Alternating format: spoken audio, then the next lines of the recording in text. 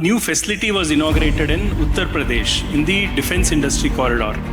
That is the world's largest single-site titanium melting facility. Actually, we started design of aircraft before we started designing bicycles. Some of the key fiscal incentives are, providing land at a very cheap rate. Land conversion charges are usually, either reduced or waived off. It is important for us to know that by 2030, India will be the largest procurer of civil as well as defense aircraft. And the thinking that we have to change is, aerospace is a global market. We cannot produce for our own consumption. It has to be anything we produce, and we cannot be leader in everything. I would say that India is a uniquely demanding yet deeply rewarding ecosystem for those who persist with a long-term vision.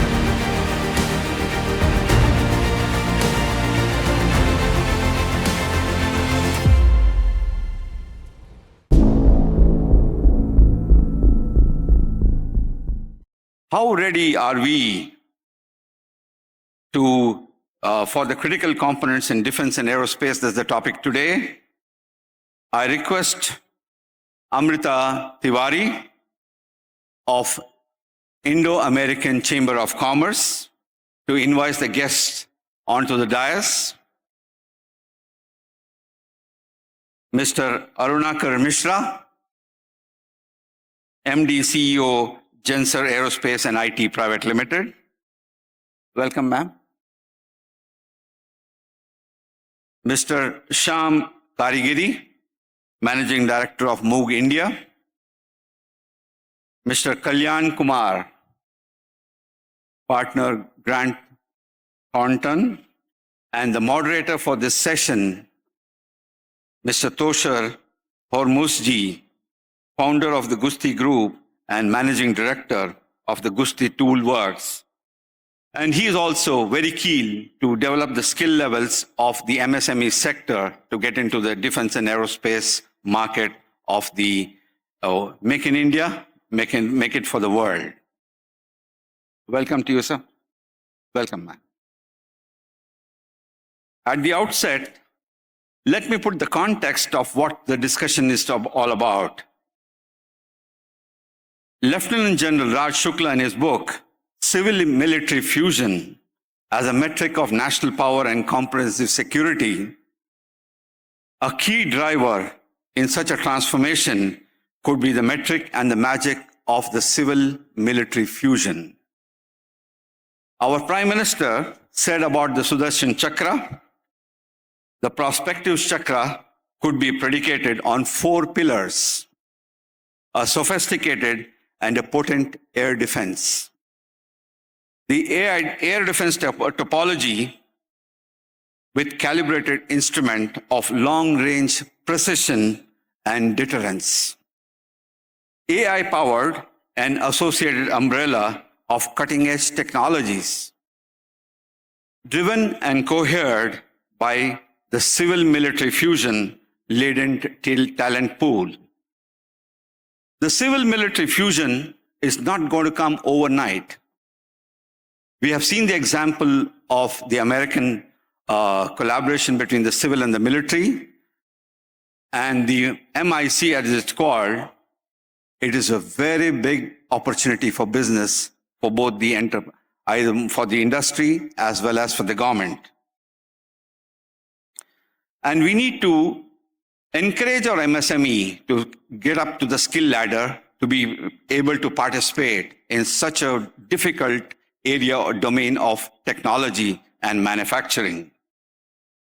For a detailed exposition on AI and semiconductor and how they were converged in miraculous way, I request you to read a book about the technology convergence by Tony Seba, University of Stanford, where he predicts that 17 different technologies are coming together in a very big way, and from sensors to the data and also to solar, all the industries are multiplying exponential every 2 years, and the cost of each of these items are coming down by half as per the Moore's law, and that is holding good even after 54 continuous years. In the book by Red Fear by Iqbal Chand Malhotra and Maruf Raza, there's one particular chapter, why were we fighting in Galwan and the Sakshgam Valley. The Sakshgam Valley has 225 glaciers, ultra pure water, and we need 10,000 liters of pure water to make a single chip for our defense needs or for our industrial needs in future. The water is going to be a very critical component that may not be in your mind, but I must make it a point for you to know that we need to have enormous resources of ultra pure water for making semiconductors in the country. And to learn about a little bit more about how critical it is, I request you to read a book by Chris Miller, The Chip War, the fight for the world's most critical technology is worth reading for your benefit. LUB Lagu Udyog Bharati and India Manufacturing show our target is to raise our MSME from 10,000 to about 25,000 in the coming days, and then infuse technology, critical technologies MSME. And for the benefit of all the MSMEs, I need to tell you that FSID, under Ministry of Heavy Industries, Government of India, has placed a target of import restriction from 1,79,000 crores every year of capital goods. In the next 5 years, 10% has to be reduced manufactured in India. Okay? So we need skill sets for 10 million people a year. I request the August gathering here to think about how we can skill them in AI and also Industry 4.0. These 2 points are very critical, is that 10 million people have to be producing jobs or producing employment for the people and raising our manufacturing to the GDP by $100 billion in the next 5 to 10 years. As I was talking to the commandant of the Air Force just now, United States has got about 40,000 low Earth orbit satellites. China has 14,200. Why do you need LOE? Because we need picture of the location without the cloud interference when this is the problem with the geostationary satellites. So I request Amrita Tiwari to introduce the guest of this evening's interaction, or a panelist of the discussion today. And at the end, there'll be an opportunity for you to take any questions, and then we can wind up the session by about 5:30 this evening. Thank you all once again. Looking forward to a valuable session. And I would like to inform that Stolt has given me a compliment as a partner. He sponsored a diary, which will be left on each one of the table soon. Thank you. Thank you, Mr. Srinivasan. And good evening and welcome to one and all over here. It's an honor for me to introduce such lovely panelists present in the august presence of such lovely audience. So Mr. Tosher Hormusjee, who is the founder and promoter of Gusti Group, is a visionary leader in precision engineering and manufacturing. Tosher has been at the forefront of integrating industry, academia, and technology. Under his leadership, Gusti Tools Works LLP, founded in 2015, has emerged as a key player in delivering world-class tooling solutions to sectors like aerospace, automotive, defense, and export manufacturing. He is deeply committed to driving quality, innovation, and precision in Indian manufacturing, and often speaks on how India can evolve into a global hub of advanced engineering. Ladies and gentlemen, please join your hands together and please welcome Mr. Tosher Hormusjee. Our panelists, Mr. Shyam Karigiri, the Managing Director, Moog India Technology Limited. It's an honor to have you with us, Shyam. With over 30 years of global experience in aerospace and defense, Mr. Karigiri has held leadership roles at UTC Aerospace, HEICO, and Rossell, Texas, before joining Moog India. An alumnus of the University of Mysore, Wichita State University, and Arizona State University, he is known for building high-performing engineering teams and driving operational excellence. A recipient of multiple international patents, Shyam also is a strong advocate for India-US collaboration as in the aerospace sector and has served not only as the chairman of Indo-American Chamber of Commerce, but is also a member of the Southern Council of Indo-American Chamber of Commerce. Please welcome Mr. Shyam Karigiri. Our next panelist, Mr. Arunakar Mishra. He is the Managing Director and CEO of Genser Aerospace and IT Private Limited.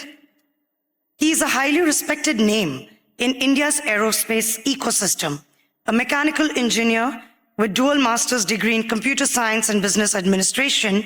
He brings over 4 decades of expertise spanning HAL, international partnerships, and indigenous innovation. At Genser Aerospace, he continues to drive excellence in design, technology, and manufacturing. His leadership has fostered global collaboration with major industry players such as Airbus, Boeing, and Saab. Please welcome Mr. Arunakar Mishra. Last but not the least, Mr. Kalyan Kumar, Managing Partner, Indirect Taxes, Thornton, Bharat. He, with over 19 years of experience in indirect taxes, has worked extensively on GST, customs, foreign trade policy, SEZs, and audit report, advising several multinational companies and global capability centers, GCC as it's known. He has been instrumental in helping organizations navigate complex tax structures, multi-state compliances, and government incentive programs. Please welcome Mr. Kalyan Kumar and all the panelists and the moderator. This is a session where a lot can be learned, a lot can be understood. So if you don't have a notepad or a pen, please use the tissue papers, make your questions so that at the end, the panelists and the moderator should feel that yes, there were questions which were required.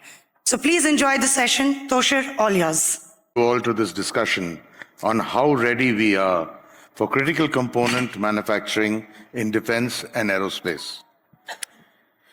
We stand at a very remarkable juncture today of being able to procure world-class systems, hardware, capital goods, which we earlier were not really capable of doing due to global economic and political issues.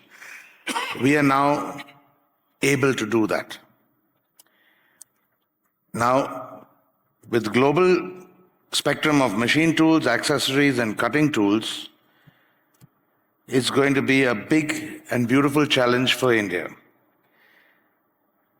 We are in an industry which is very, very capital intensive, long gestation periods, and deep technological demands.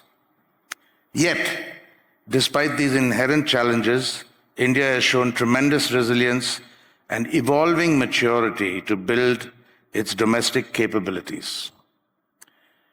It is also a very rewarding experience for those who persist. The journey is far from simple. Our sector operates within a complex and evolving business ecosystem, one that continues to test the adaptability, patience, and innovation of manufacturers, largely dependent on policymakers and investors alike. Rather than calling it difficult, I would say that India is a uniquely demanding yet deeply rewarding ecosystem for those who persist with a long-term vision. Speaking as someone from the manufacturing ecosystem myself, as a founder of Gusti, and earlier with my father, the founder of GW Precision, which was the first company in India to make high precision 1 micron cutting tools from the 1990s. I have been privileged to watch our industry grow from in the private sector very little to now I would say a robust but growing industry. It is important for us to know that by 2030, India will be the largest procurer of civil as well as defense aircraft globally. We will have the largest fleets of aircraft of any country in terms of new aircraft. This is going to be a phenomenal opportunity for us to grow within this sector, provided we understand very clearly there is no jugaad in this system. There are no shortcuts. There are absolutely very straightforward, hard-hitting, clear definitions of what we have to do. India was largely very good in automotive because there was dimensional tolerances, very good capability to achieve that. That does not exist in aerospace. Dimensional tolerance is a given. There is no question. The quality of the product is not a questionable. But structural tolerance is very, very important. And not a single component can fail in an aircraft because it will lead to disaster. This mentality has to grow with us for us to grow within this industry.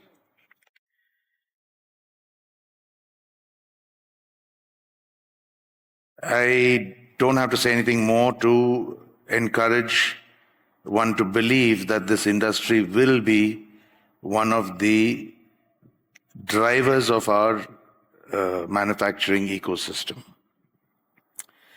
Now, today's panel, very challenging. Unfortunately, one panel member had to leave over here because he took ill. But we have an extremely experienced, diverse panel from OEMs to system integrators, policy and taxation experts to examine how ready India truly is for critical component manufacturing and what more we can do to strengthen our aerospace future. We have no choice but to strengthen it. And therefore, I think this discussion will be very exciting. It will give us some insights. No discussion over 1 hour will give you all the insights, but I'm sure it'll be very interesting because our panel is a fabulous panel. With that, I would like to start. My first topic to you all will be, what is India's readiness and growth trajectory? Arunakar sir, may I start with you? How would you assess India's current level of self-reliance in critical components for defense and aerospace? Yeah. Okay, how ready we are, or what has been our growth trajectory? How would you assess India's current level of self-reliance in critical components for defense and aerospace? Yeah. So actually, the key words here are ready, critical, defense, aerospace. How ready are we in self-reliance?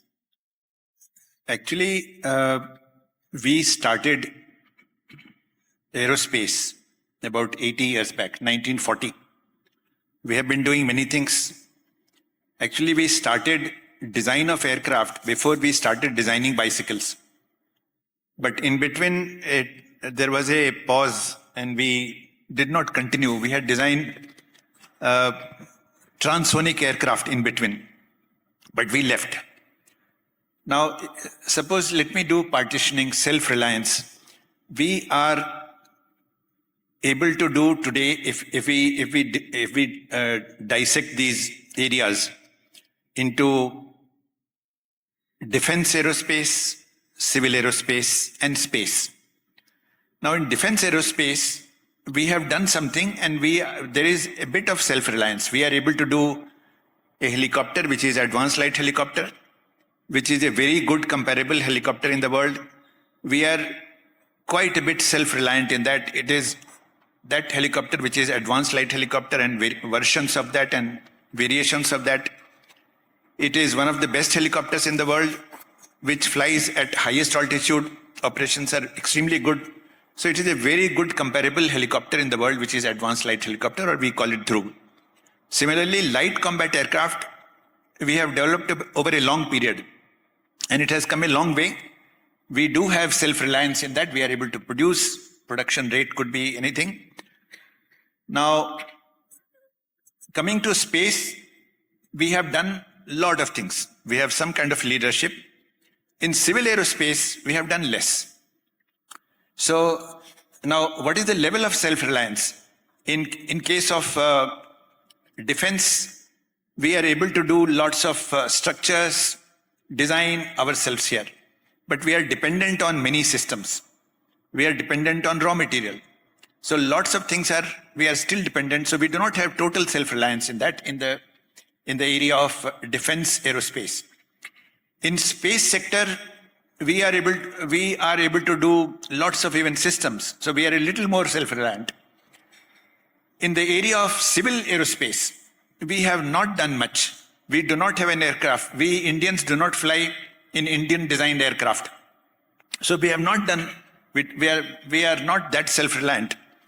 Now again, coming to, I partition the product, we are talking about component. So what is component? Components start from, a component is not necessarily the part. It is not critical component is not necessarily the part. Various components which finally makes a product, and we are able to sell or use the entire product. So entire helicopter, entire aircraft, there are components of that, which starts from raw material. In raw material, we are not self-reliant. We don't produce raw material here. There is a need. I think we will cover that a little later. I will take up that a little later, sir. Then we are able to do a lot of things in fabrication, machining, fabrication, we are able to do. But we do not do what is known as LRUs or systems. For example, we do not make fuel system components. We do not make pumps. We do not make fuel gauges, which is for the world. We do not make hydraulic pumps. We do not have hydraulic actuators. We do not have anti-icing system. We do not have ECS. So some of it is available for defense aerospace. So there are gaps. Gaps are in raw material. Gaps are in LRUs. And there are some gaps in assembly. We are able to do assembly of structures for our aircraft as well as overseas aircraft. But we are not doing, say, mechanical assemblies or avionics assemblies, a full system. So there are achievements and there are gaps. Maybe we'll cover it a little later. Thank you, Arunakar. What I have devised from this, or what I have derived from Arunakar's statements, are that there's a huge opportunity lying in this industry. No doubt about it. When we talk about sub-assemblies, I've been involved in landing gear where it's not just the landing gear components, but the entire landing gear system, deployment to retraction, is given by one supplier. So we do not have tier 1 suppliers in commercial airlines, which again gives us a huge opportunity to get into that level. So I see that as an opportunity, and what Arunakar mentioned was a big gap. I think I will then now move on to Shyam and ask you a couple of questions. What do you think our trajectory and growth has been over the past decade, and what tangible indicators are there towards this? Is our current ecosystem more component driven, or is it more sub-assembly driven, or is it total assembly driven when it comes to aerospace? Good question, Tosher. I think the question itself is all about how the whole aerospace industry within India is evolving. I think that's what you're referring to.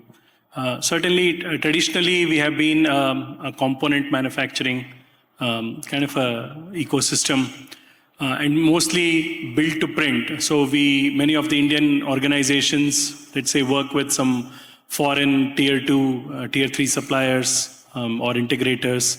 Very few work directly with OEMs. And then it's mostly component supply. It could be precision machine parts. It could be very simple sub-assemblies and such. So historically, that's where we have been. But I can confidently say that there has been a significant evolution. I think some of it has also been driven by the fact that some of these government initiatives, such as Atmanirbhar Bharat, Make in India initiative, so that's actually driving a lot of indigenization. Typically, a lot of private sector companies are also getting involved because of this initiative. And then that is driving a lot of innovation. So companies that were typically just contract manufacturing are now transitioning towards more product design, product innovation, and also manufacturing complete subsystems or sub-assemblies. So certainly that push from the government certainly helped. The government also has something called indigenization list, positive indigenization list. So it essentially says that certain components for the aerospace industry cannot be imported. So it's a very restrictive kind of an environment. But then again, such restrictions is what is triggering companies to be self-reliant. So I would say that historically we had been a very component-focused kind of ecosystem, but then due to various factors in terms of government policies, in terms of additional investments in R&D, involvement of the private sector, which typically used to be done only by the PSUs within the country. Aerospace used to be a PSU dominant kind of environment, but now a lot of private sector companies have stepped in. So with these factors, I think there's an amalgamation now where we are transitioning to a more sub-assembly, medium to complex systems, and even full system kind of integrators. So there are a lot of companies doing entire wing systems for aircrafts, entire door systems for including for both military and civil applications and such. So I think that evolution is very visible, is what I would say. So that's a step in the right direction. Absolutely. And on one side, I think what you're communicating is that we have been successful in proving to the world that we are capable. And of course, the gaps for me are the same as opportunities. Thank you, Shyam. That was very interesting to hear.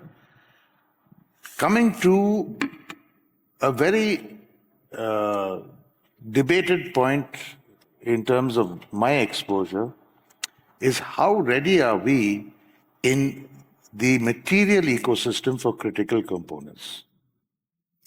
I know we fall short over there, but I will ask Arunakar also for this in terms of his experience with defense systems. And of course, you. So I'll first ask Arunakar, what are the key critical components or sub-assemblies where India still depends on imports for material? Actually, we depend for import of raw material to the extent of almost 80 to 90%. There are only two laboratories which design material. One is DMRL, Defence Metallurgical Research Laboratory, and other one is Mithani. They make some material for our own internal consumption. It is not meant for the world. So in the area of material, as far as the non-on-board components are concerned, for example, tooling raw material, we don't depend on anybody. We produce tooling raw material here. Material for jigs, fixtures, tooling, we produce here. So we have no problem. But most of the material we bring from outside. So there is a major issue. Solution will come later. So perhaps this material is a real huge gap. We do not have material. We import. I am fully aware of that in my sector of cutting tools, where the predominant material used is tungsten carbide as well as polycarbonate diamond. And very unfortunately, sir, at least you are in the 80% and 20% sector, we are in the zero sector. So this was a very important question from my point of view to you,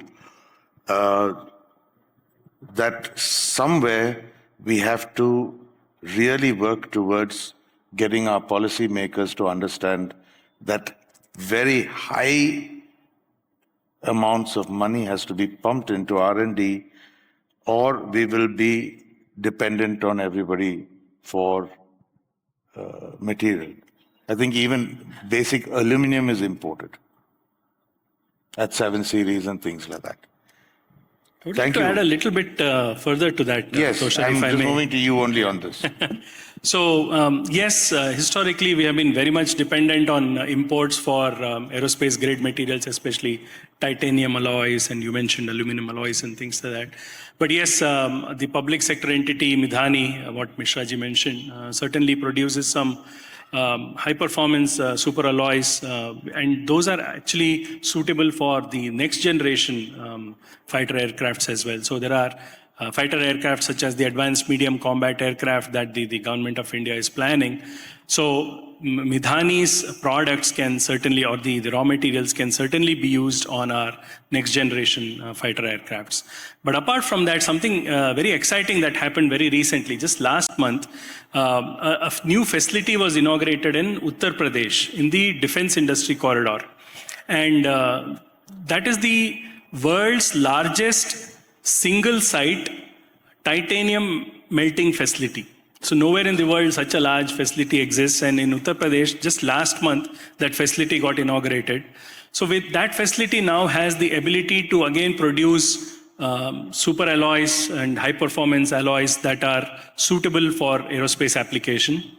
But of course one of the challenges that we all need to recognize is that when a new mill starts producing raw material, it has to go through a rigorous process of testing and getting the necessary material certifications and such. So I understand it's going to be a long journey, but nevertheless it was very encouraging for me at least to very recently understand that we have this new capability added within our country apart from what Midhani already was doing.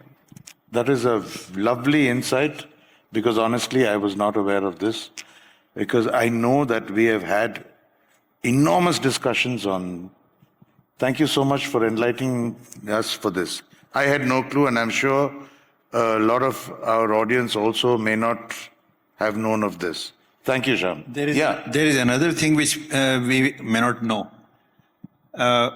Ingots are being made, aluminum ingots are being made by Birla company in India, conforming to aerospace requirement, but they are all exported. And they go to a mill outside and then come back. So we are able to do ingots, but not the final milled sheets and plates and all that. So there is a little bit of plus. But that is a positive thing, no? Yeah, my question to you both, sir, again.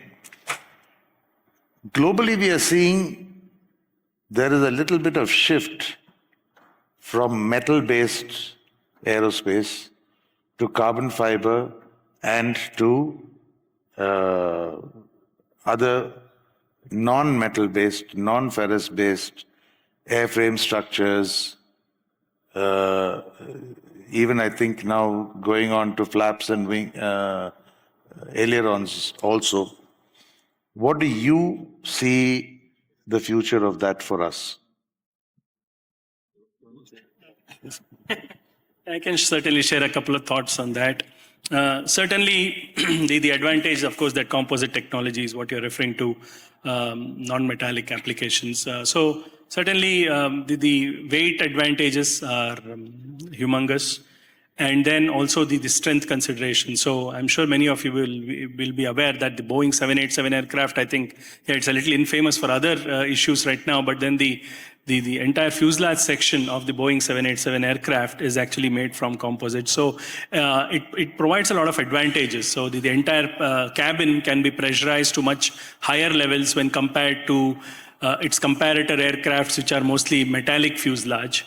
And then the higher cabin pressurization, the benefit that the passengers get from that is more comfortable ride on the aircraft, less fatigue, less jet lag, and so on and so forth. So there are a lot of advantages. So from that perspective, again, the industry, I would say, has matured in the last decade or so within India from a composite manufacturing technology perspective. And of course, even in composite technology, there are different levels or complexities. There are simple carbon fiber layup kind of structures that you can do. Then you can get into more advanced matrix, like, it could be metal matrix, it could be other composite, nanofiber based, matrix based composite materials, and so on and so forth. So I think in that region, we are still a little behind. Certainly, there are mostly dominated by the Western countries. But for basic composite manufacturing, there are multiple companies. There's one company based out of Goa, multiple companies in Telangana state that actually specialize in this. And jointly in collaboration with large aircraft OEMs such as Boeing and Airbus, there are companies here in India building entire fuselage sections, both for commercial as well as military applications. So certainly that has evolved in the past few years, is what I would say, Tosher. So are you mentioning that these companies who are doing it with using composites in their manufacturing is one part of it? Could you enlighten us if you are aware of composite material as well as composite fabrics being manufactured in India? That is a little bit of a touch and go question. It's there, but it's not as significant as in the rest of the country. But what do you, Mishra ji, maybe you have some more inputs on Even that. the raw material has got various levels. Just like Boeing and Airbus has duopoly, or maybe Embraer, there are only 2 or 3 companies like Hexcel, Toray. They are the monopoly. They supply basic raw material to everybody in the world. We are able to make parts out of that. But there is another level of raw material which happens. That raw material is, for example, floorboard of the aircraft. Reliance has started making. So that floorboard can be supplied to whole world they can supply the floorboard. So floorboard is a little more value-added raw material, not the basic raw material. So some of the things are happening, again, bits and but we have no escape as a country from going into doing our raw material. Yes, because I had the opportunity of being exposed to some of this, where the multi-layer structure is not only dependent on the single material, but apart from that, it is also the fabric design and the weave patterns, and it's a completely new subject for us, because we are finding it very difficult to machine. And we are machining it only with diamonds so far. But it's very interesting for us and me to know where we are headed there, because I'm sure that there will be more scope there. And as the world itself is going towards this technology, would you think, sir, that if we get into it today on a larger scale, with it definitely needs government intervention in this, that we can grow to be a global leader in a new space, rather than, start from the very beginning and try to move up? What would you say to that, sir? Either of you all can take this question. Certainly, a lot has to come from the research organizations and the research institutions. So I'm sure Indian Institute of Science and similar research institutions are doing a lot of work in the composite area. And also, similar to the composite area, then there's also the additive manufactured technology, where you're doing material addition rather than subtraction.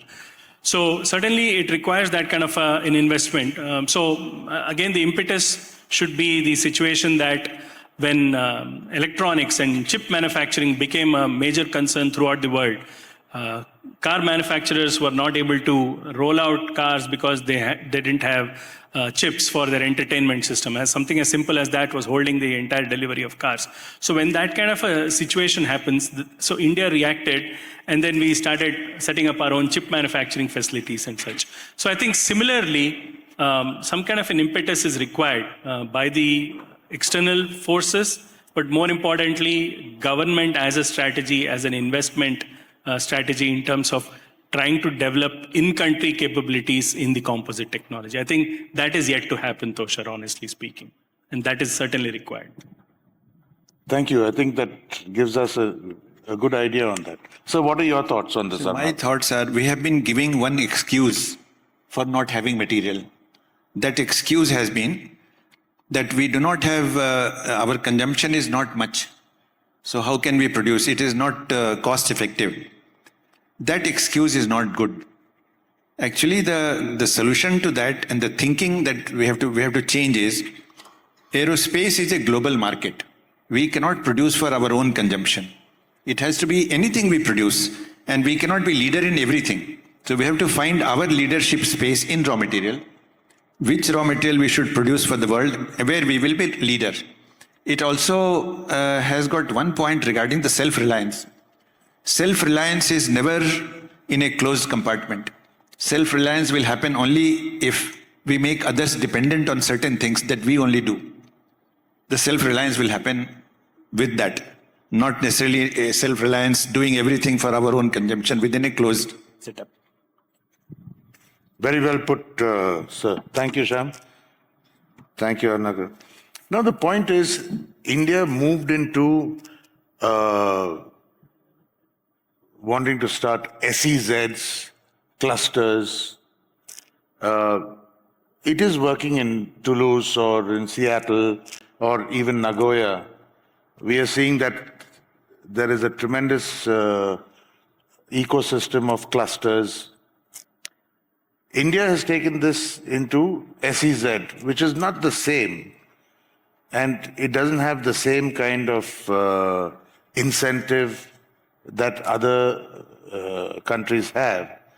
And the other part is that, do we really need to replicate every other country's success? Will it be successful with us? What would you think in terms of having this as predominantly SEZ or industrial corridor based? Shyam. I could share a few thoughts on that. Yes, the point is, we don't necessarily have to replicate what some of the other countries have done. Maybe their requirements were different and their strategies were different. But I think I would say in general, this whole concept of SEZs and then the industry corridors certainly has been very helpful for the organizations. So one, this has again invited the public sector, the private sector companies to start participating, which until then it was not incentivized. And then this whole, again, push for indigenization. I think multiple factors are pushing the private industries to engage within the SEZs. So that's one thing that has certainly happened. And we are seeing SEZs grow. The other thing is that the SEZs, which is again common knowledge, is that it offers that kind of an ecosystem where one company doesn't have to be vertically integrated in all the capabilities. Let's say I'm a machine parts manufacturer. So I don't need to have in-house, let's say, plating capability or heat treatment capability. So within that SEZ cluster, there may be other partners that I can collaborate with and utilize that. So essentially, this is leading to a lot of cost savings, both from investments for capabilities, but also in terms of logistics cost. So it's the same, if you pick an example of a machine part and going 10 kilometers or 20 kilometers within the city for some hardening process and then coming back, then undergoing some further process and then again going for some finishing operations and such. So such things are now capable within the SEZ. And I would say that one of the classic examples, a success example, is the SEZ that has been set up, the Aerospace SEZ that has been set up in Belagavi, in our own state of Karnataka. I think that has had tremendous success. A lot of companies there have been supplying to global OEMs from that particular SEZ. And I think I'm very proud that this Belgavi SEZ has had that kind of a growth and success story. Maybe I'll pause here. Mishra ji, if you have something more to add. There are some thoughts. Some of these, Nagoya, Toulouse, and we mentioned another place, Seattle. They have been successful. They have been working over a long period, but we don't have to copy them. The other similar models which have happened is consortium. Many companies join together in a more formal grouping. So if you have a problem, you go to that. Zodiac was one example in Europe, where they were doing many things. In fact, Safran itself is a sort of consortium. They started buying many companies. Airbus is a consortium. There is another concept of extended enterprise. Extended enterprise is a virtual extension of an enterprise. You are small, but you are connected to a number of other companies, and you have a control with all this today 4.0 and 5.0. You are able to see what is happening in my extended enterprise, which is not physically with me. So extended enterprise is something which we should experiment with all the tools that we have today. AI we're talking about AI. So AI, quantum computing and all this can solve some of these problems, and we have to change. We have to create something, a new leadership space ourselves in type of consortium or clustering. In fact, I was also talking to one Mr. Verma. Is he there in the audience? No.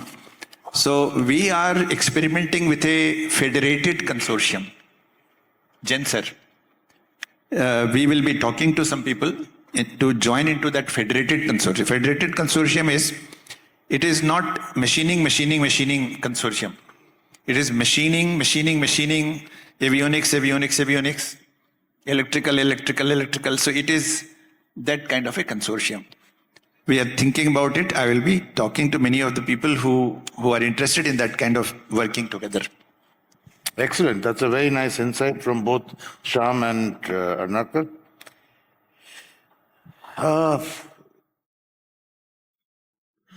Now a question to all three of you all. What is the support the government is giving us? Central government? State governments? Which states are leading in business aerospace manufacturing ecosystems? Why? Shyam, can I ask you that? Certainly. With a matter of pride, I can say that there are a handful of states that are really excelling, especially on the aerospace side in terms of growth and development. Karnataka is certainly one of them. And I think what makes Karnataka successful is the fact that we have long historied PSUs like HAL and NAL, such companies. So we have them in the ecosystem. And that is certainly supporting Karnataka. There are a lot of educational institutions that churn out a lot of engineering talent that certainly is making Karnataka successful. A couple of other states. And then, of course, Karnataka has its own aerospace defense policy. And that certainly promotes a lot of this aerospace growth and expansion within the state. The state of Telangana certainly has access to a lot of these high-precision manufacturing technologies, missile technologies. Again, there are a lot of research institutes there, like RCI, DRDO, and those institutions. And again, Telangana, especially on the electronic side, it has its own defense electronics policy that's again promoting a lot of aerospace-related electronics. Couple of others, Tamil Nadu, certainly it has its own defense industry corridor, and it has its clusters in some of the 6 major cities in Tamil Nadu. And the USP of Tamil Nadu is its skilling programs that it has. The Tamil Nadu Industrial Development Corporation, TIDCO, they have excellent skilling programs specifically for the aerospace domain. And then, of course, Maharashtra has its own manufacturing clusters, typically around Pune, Nashik, and such. And then the advantage that Maharashtra brings is its logistics connectivity, and therefore impacting its efficiencies in logistics. And of late, Uttar Pradesh is certainly coming up, and I spoke to you about that titanium melting facility Similarly, they also have a technology industry corridor with a lot of companies. And so I would say some of the states are certainly leading the race and they are providing the necessary support. The state governments are providing the necessary support through policies, through incentive schemes as well. So I'll pause here. If there's an opportunity, I'll come back and maybe talk a couple of other points related to incentives. But maybe Kalyan, is there something that you would like to add? Yeah. Kalyan, I'm going to actually ask you a barrage of questions. Sure. But after we have listened to Shyam and Arunakar, because they will be more relevant at that time. Now, India has also stressed a lot of the R&D into the IITs and ISC. Now, what is the collaboration level? I would ask, what is the successful collaboration level of these R&D ventures? We have a policy. I'm sure all of us are aware of this, and so the audience must also be aware that there is a very large R&D policy started by the government, by and large, to work with IITs and IISCs. Can you comment on this? Actually, there have been many policies and R&D support, but actually they have not been very successful so far. I don't know, I may be wrong, but and they have been tuning it. And the most recent, very innovative and bold policy which government has launched, they have sanctioned or they have authorized 1 lakh crore for R&D by private sector. That 1 lakh crore is not going to go to public sector. But there, I think we need to again straighten our method of allocating that 1 lakh crore. How it will be, what will happen. We need to think. Those procedures are still evolving. It was done in July, last July. There are other 1 or 2 things which have been successful. TIDCO had invested directly, equity, into Titan. It is a very successful. Not many people know that TIDCO has more share in Titan than Tata. I certainly didn't know that. Okay, so that is a very successful, and they don't want to get away from there because they are earning a lot from there. So the Tamil Nadu government should go away from there and do that investment in another one. That is not happening. This model was very good. Other countries, what they do in Canada, for example, they provide testing support to companies which have products. They give all the money to them. And after the product has been successful, they can return that money. And that goes into a fund, again it is given to... So schemes have to get refined a little. I think a lot of things are being thought. But some more refinement has to come. This is my thinking. Okay. Now coming to a global scenario where there's a technology engine, in terms of no single company can handle all coating requirements, large component manufacturing systems and surface treatments. How are we actually handling the part of scale to post-manufacturing ecosystems like surface treatments, coatings, heat treatment, non-destructive testing labs, and how do supply chain fragilities affect our ability to deliver large systems on time and, of course, deliver them at all? Arunakar, I think this is something that I could ask you. See, it has evolved over a period. We did not have many special process facilities. But in last 10, 15 years, many have come up, but not necessarily through government support. So they have been fending for themselves just because there is a market. So companies like Vijaya Metal Finishers in Pina, some more companies are there, all coats in Mysore. So they have slowly evolved. We did not have any NADCAP approval in India about 15 years back. But by and by, everybody has got that approval. Heat treatment facilities are also there. Some of them are there. I think there was a thought which did not get implemented well, which should get implemented, which is common facilities. Right. Karnataka government had thought about it with the help of a lot of companies. They got some funding from central government, but it did not get implemented. I think we need to have common facility for testing, measurement, special processes where people can go and get their job done. This, I think there is a need for this. So you confirm that there is a need for a common facility for certain processes, testing and validation. Yeah. We don't have dynamic testing facility for seats, for example. Crash-worthy seats. We have static testing. We don't have dynamic testing. There is only one testing available, drop test of landing gear is available only with HAL, nowhere else. So we need to have some of these facilities. There is a need for, just like I think government had done, they had listed down very important technologies that we should necessarily have within a decade. We need to list down some of it, industry members put jointly. What do we need, which individual company cannot afford to have? For example, 8-meter baths. We need bigger baths for anodizing. We don't have. So such common things, I think we have to join together. Government support is required, and people go and pay for whatever they want to use.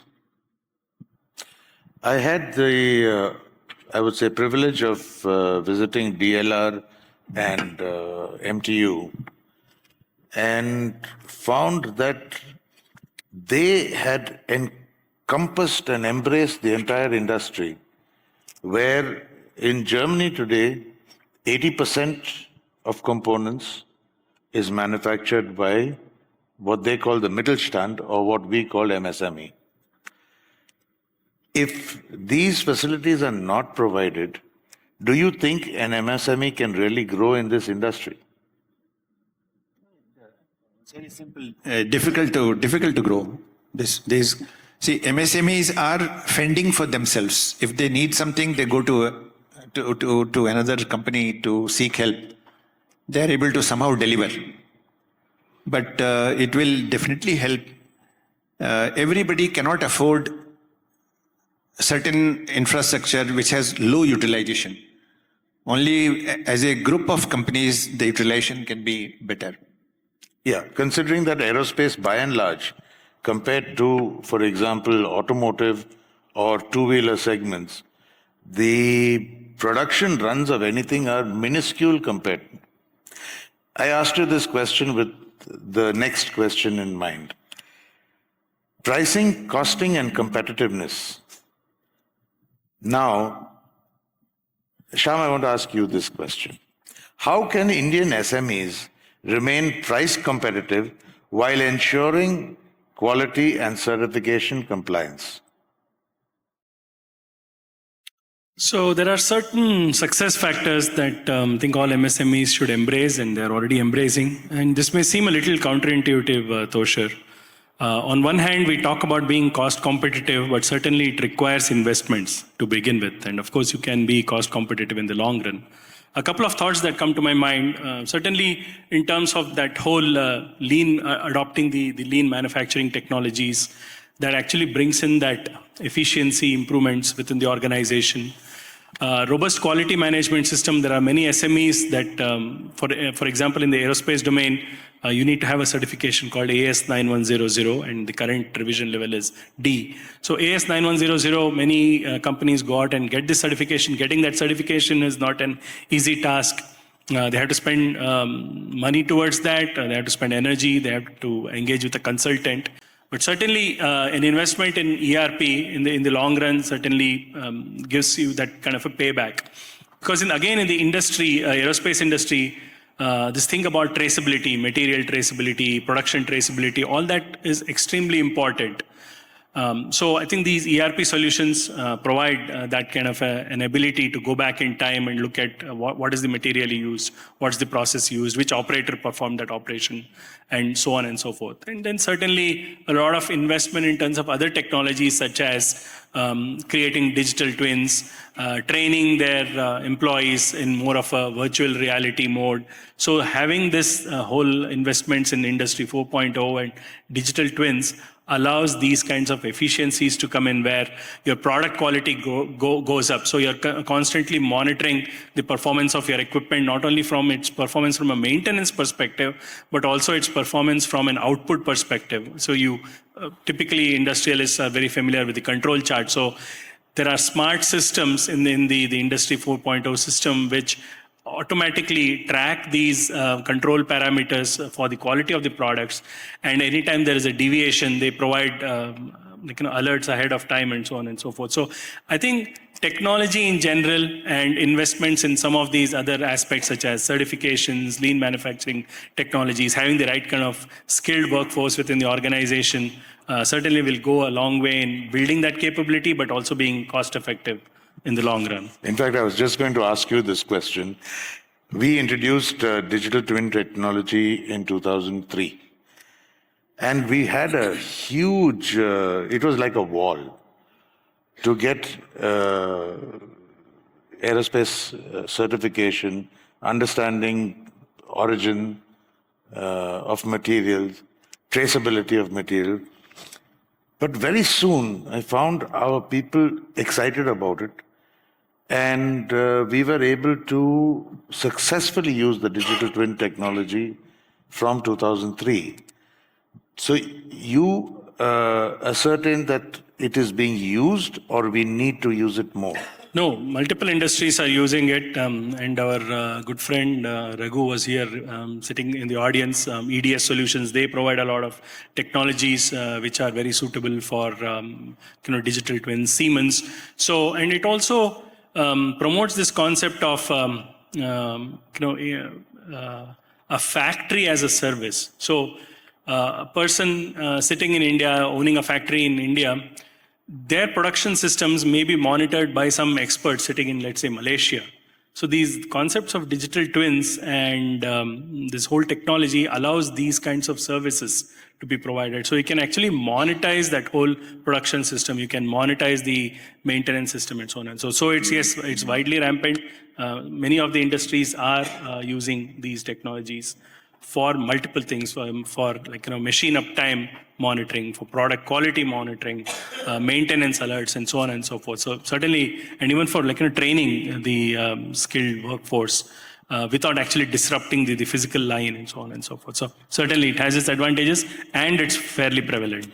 So these are also going to be helpful in achieving and maintaining global aerospace certifications, AS9, 9100, NADCAPs, ISO. You stressed on this. My question to you is, are we ready? Are we moving? Are we already there? As I said, multiple companies have already achieved AS9100 FD certification. So that's a given. So without that, you cannot even be a player in that particular industry. So as I said, many industries have got it. The key is how do you retain it or sustain it? So as I said, for sustenance, you really need to have that kind of a continuous improvement mindset to go back and check whether there is a good horizontal implementation, because your business may have evolved over time. You initially got a AS9100 FD certification, but then you have added other departments to your facility or other capabilities to your facility.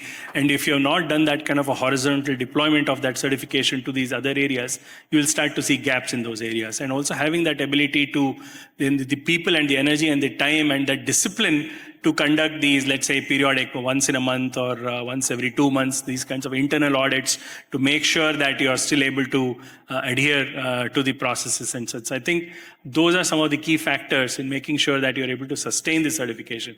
Getting the certification is the easy part. I think sustaining is where it becomes an uphill task. And many companies drop off that ladder sometimes in terms of not being able to sustain, or they get so many findings in their surveillance audits or recertification audits that they struggle to actually come back to be a certified organization. But isn't it mandatory to have those certifications? Yes, it is. So that's what I'm saying. So when you have to undergo a surveillance audit once every other year, and then the other year you have to undergo a recertification audit. So when the auditors come in and then they go through a sample audit within your organization, if they find a lot of non-conformances, it could be minor non-conformances, major non-conformances. So it's almost like in baseball, 3 strikes and you're out kind of a situation. So you have a lot of non-conformances that show up, and then all this information actually gets uploaded in a global portal. And so OEMs have visibility into these kinds of ratings of the different organizations. So I think that's where it becomes a level playing field. So if you're not disciplined, you fall out. I will ask you a politically very sensitive question. All 3 of you all, and maybe even the audience. One of the greatest industrial successes of India has been the IT sector. Personally, I believe we have the greatest demographic of talent in the world in India. In high technology areas like aerospace, defense, can we replicate the one factor that made IT extremely successful? And that factor is the removal of standing orders. Removal of standing orders? Meaning what? You can hire and you can fire. Simply because it is,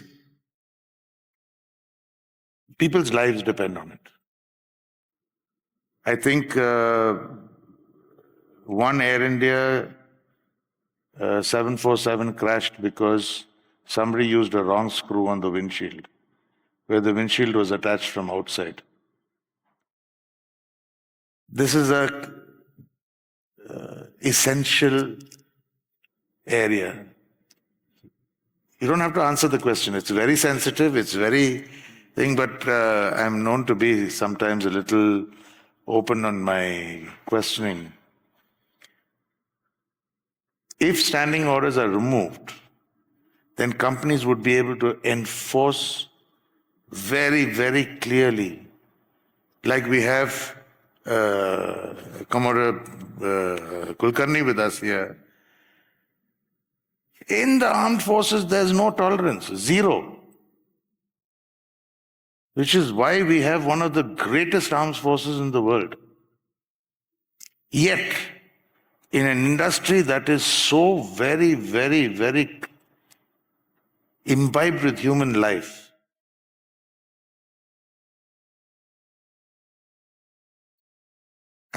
sorry, I shouldn't have asked that question, but I had to. Now, I think we are running out of time.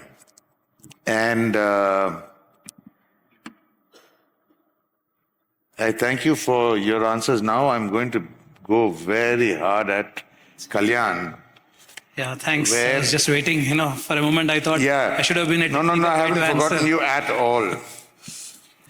I'm going to ask you 4 questions. Yeah. You can answer them. These are all directed to you. So you can answer them in whatever sequence you want. What measures and initiatives are taken by the government for domestic manufacturers? What are the challenges or areas that government could think of to relook? How are state governments capitalizing from policy standpoints? What are the indirect tax implications covering customs, FTP, GST, EPCG, etc.? I want you to answer it from the reason why I asked you all these questions now is having listened to this panel giving you a lot of input. So please. Sure, thanks. Kalyan, sorry for the keeping you at the end, but it is very important. No issues. It's definitely worthwhile listening to all the travels. It's been Elargu Namaskara. It's been a privilege and an honor to be part of this panel. and be part of this, elite, industry stalwarts. What government is doing, I think we have heard them saying that, over the last few years, the defense and aerospace has actually evolved. We have come to, a stage where we are implementing advanced technologies and also, best practices within India. And what could have been the reason for, getting to that stage? One of them, or, in fact, the pioneer has been the initiatives which the central government has taken. Coupled with the state governments which have followed the central government on implementing those measures. Coming to the central government measures, I think it all started with Make in India initiative, the Atmanirbhar Bharat. They wanted to ensure that the domestic manufacturing is evolved over a period of time, and to give impetus to the domestic manufacturers. The lot of policy implementation that has happened, and at the same time, tax and regulatory aspects have also been tweaked to facilitate such ecosystem of manufacturing in India. On the measures, we've seen, we have heard about cluster. I think they've come out with a industrial defense cluster in Uttar Pradesh and Tamil Nadu, which is more like a plug and play for all the OEMs, especially the foreign OEMs, to come and really set up their shop here. Of course, it is linked to their investment, the employment generation, and also the location where they are going to invest that. I think that is one of the measures the government has taken. The second is, I would call it, as Sir mentioned, indigenous products. There have been a specific request, as part of the procurement policy, DPIIT has clearly mentioned that, certain products will have to be procured indigenously. Almost, if I recollect correctly, almost 5,000 products have been mentioned to say that, these have to be procured from the local supplier. Out of that, I think largely we covered 2/3 of it. We are still reaching to almost 5,000. So that is another measure which the government has taken to ensure that there is a specific push to procure from the domestic suppliers. The third is obviously to facilitate all this, there has to be a ease of doing business. As we all know, the defense manufacturers need a license from the department, and hence they have ease to ensure that the product list has been, tweaked to bring down the list of products, which require a license. They've also extended the defense license validity, for a larger period. I think, if I'm not wrong, it is 15 years, and it can be extended up to 18 years. And of course, the entire digitalization of the export, authorization schemes. I think these are all, and also, of course, relicensing of some of the products and components, on the import licenses. So these are some of the ease of doing business measures which the central government has taken.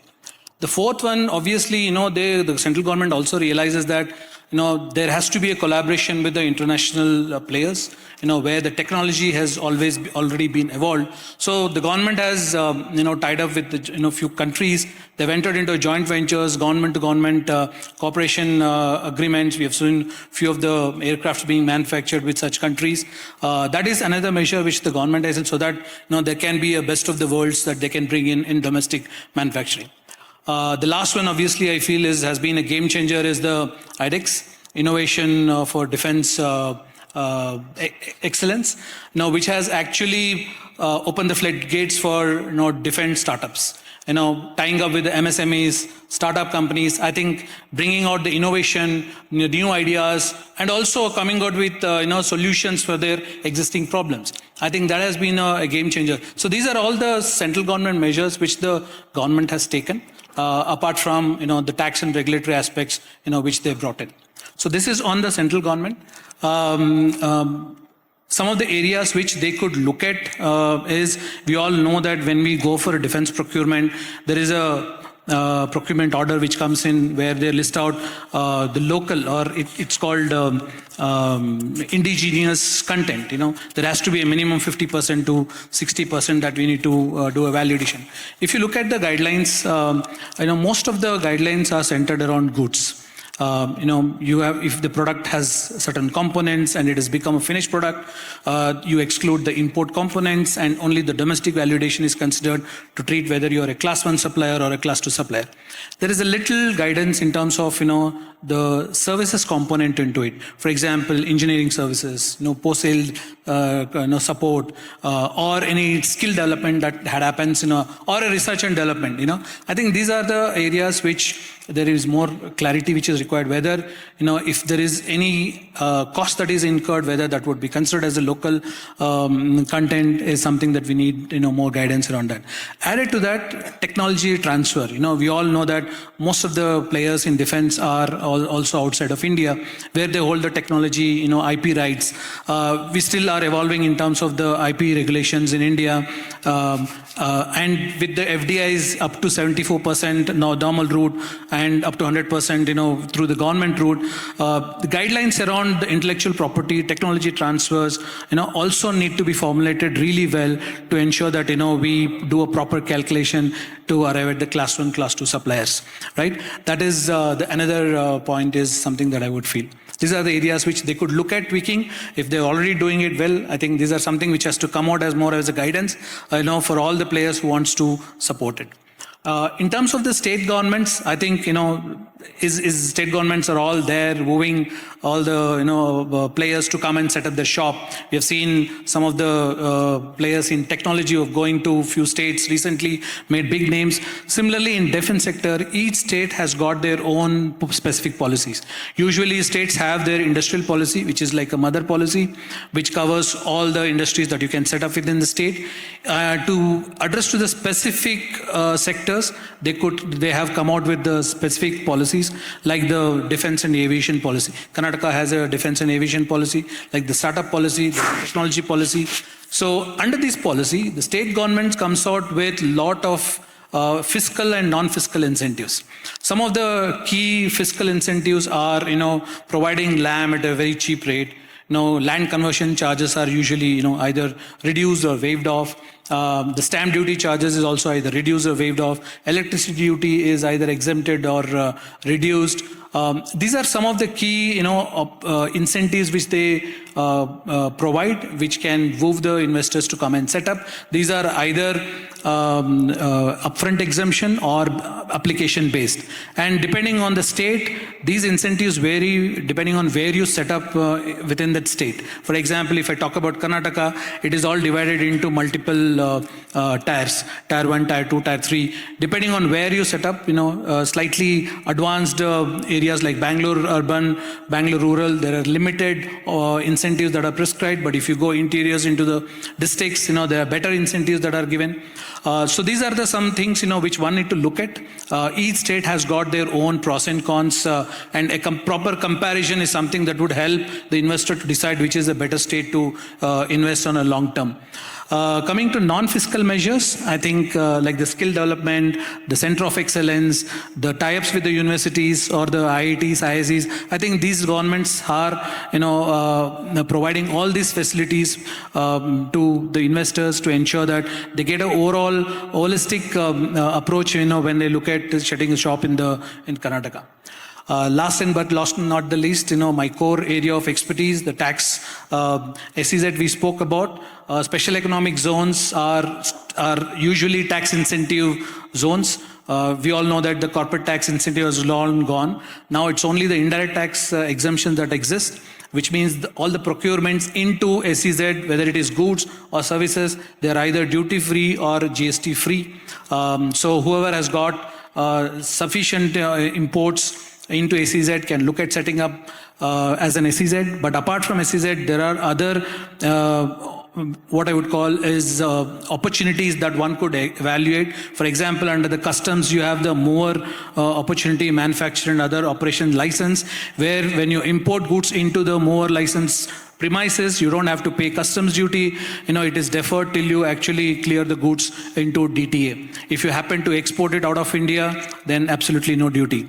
There are other trade facilitation measures like the AEOs, Authorized Economic Operators under the customs, which one can take a benefit because that would help them facilitate easy clearance at the at the airport, the customs clearances, which is a similar program that exists in other developed countries. If someone is a AEO Tier 1, Tier 2 holder, it is quickly recognized in other countries. It's like the status holder. It's like a tag one is associated with. So that you have a better deal with this with the suppliers across the countries, and also ensure that your products are easily facilitated through the clearance. So these are some of the things that that are beneficial, and it is not defense or aerospace agnostic. These are all manufacturing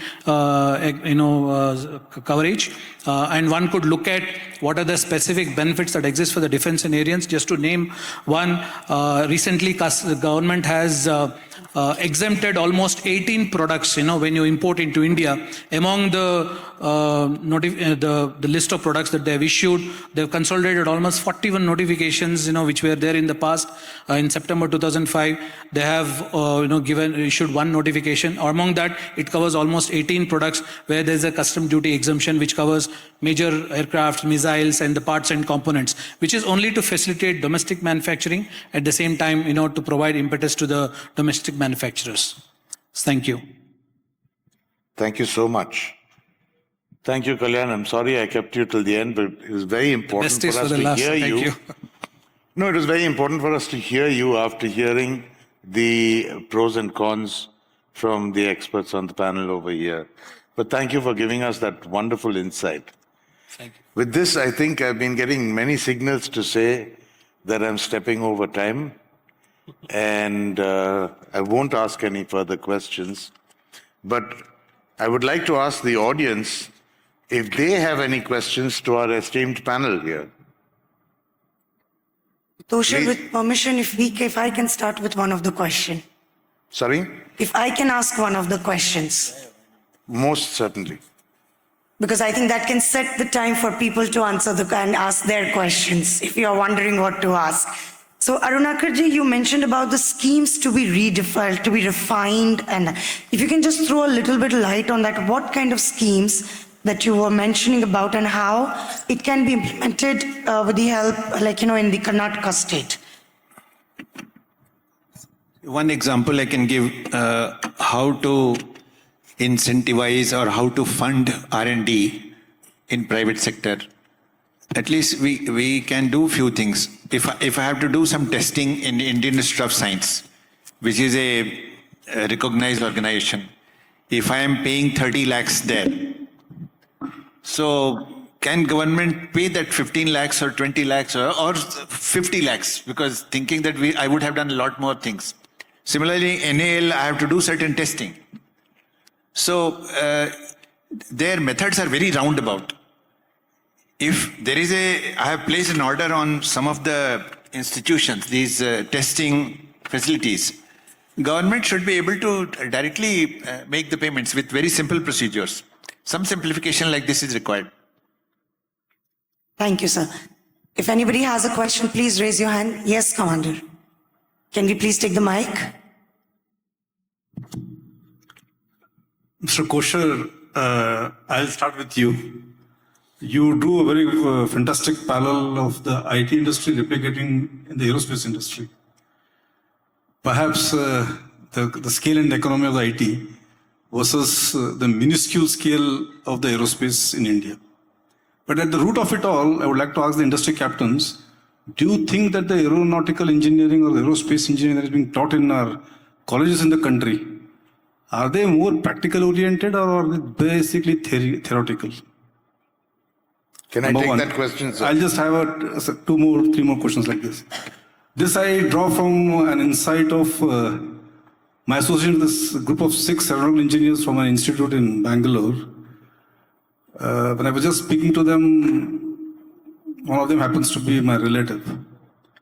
When I spoke with them and just was inquiring about it, all that they told me was, sir, people who graduate in aerospace or aeronautical engineering teach us. So they practically don't have any hands-on experience on what an aircraft looks like or what the nose of the aircraft is, what the tail of the aircraft is.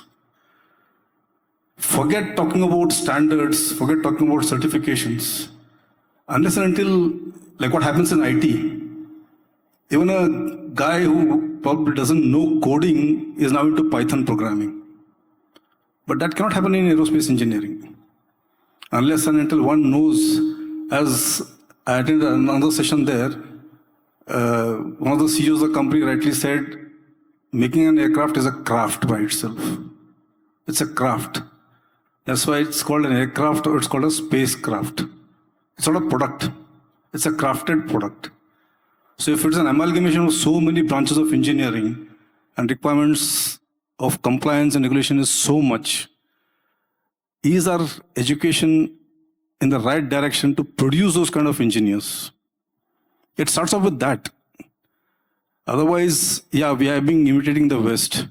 We're doing a lot of stuff, reverse engineering, indigenization, substitution, AS9100, AS9110, EN specifications, RTC specifications. But are our people or our students aware of these things when they pass out of college? Is there a requirement for the ecosystem to look into this part and, as they used to say, catch them young, watch them grow? Perhaps that will help us out. To the industry captains. Who would like to take that? Fabulous question, sir. I would also like to put my inputs into that. Very, very, very valid question. So certainly the entire the syllabus, I think, needs to undergo a significant transformation. And I think that's where this industry-academia relationships come into play. A lot of the institutions now bring in industry experts into their curriculum design efforts. And so certainly, yes, that needs to undergo a specific evolution. The current systems are certainly not suitable for the graduating engineers to be industry relevant and industry ready. So that change certainly needs to happen. But what's also happening is a lot of the companies are tying up with a lot of these institutions and actually driving some of these challenges or competitions or hackathons kind of a thing. Boeing themselves does a program called BUILD, B-U-I-L-D, it's an acronym.